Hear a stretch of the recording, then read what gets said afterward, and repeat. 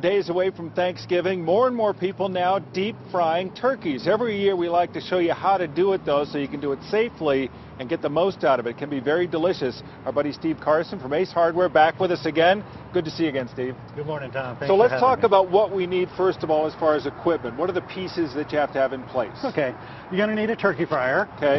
You're going to need a 20-pound propane bottle. What does a turkey fryer cost about? This is going to run you about $70. Okay. Okay.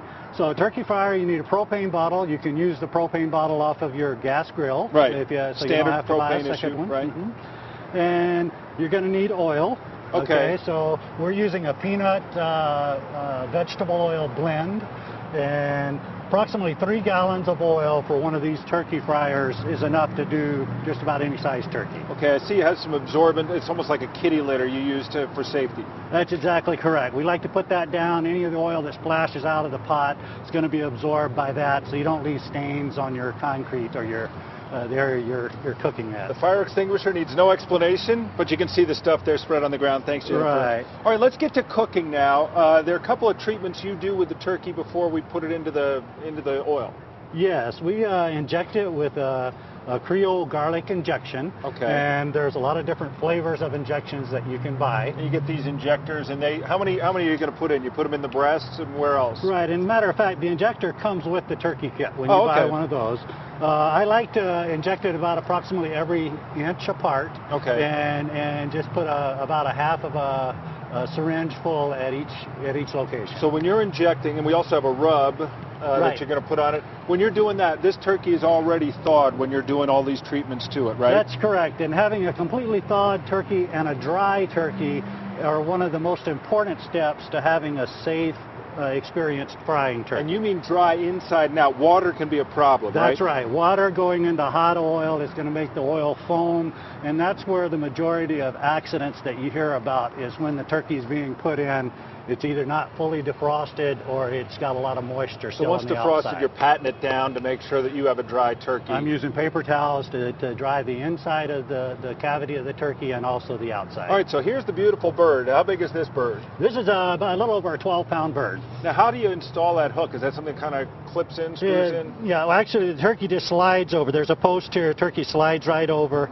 This is your lifter, what you use to lower it in and out of the turkey. You want to use leather gloves, long sleeves. Yeah. Exactly. Well, let's go ahead and get the big dramatic moment. Okay. How hot is this oil right now? This oil is right at 350 degrees. Okay. And I have turned the fire off to the burner.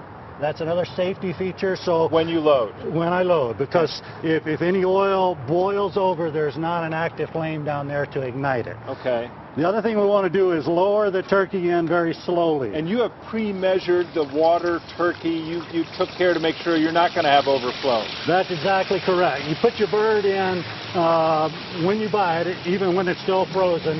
Fill it with water until the water covers the turkey, and that will tell you the level that your oil needs to be inside the cooker. All right, now we're used to hours and hours in the oven. How long will it take a turkey to cook at 350 degrees in this oil? Well, this 12-pound turkey is going to take about 40 minutes, Tom. So it's just over 3 minutes a pound is what you figure. About 3 1/4 minutes a pound, yeah.